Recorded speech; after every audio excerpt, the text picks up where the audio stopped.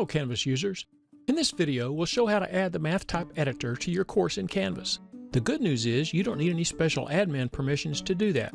Any instructor can do it. The first step is to go to your course settings, then click the Apps tab.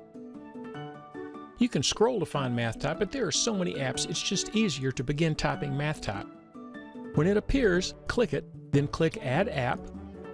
Click Add App once more, and that's it.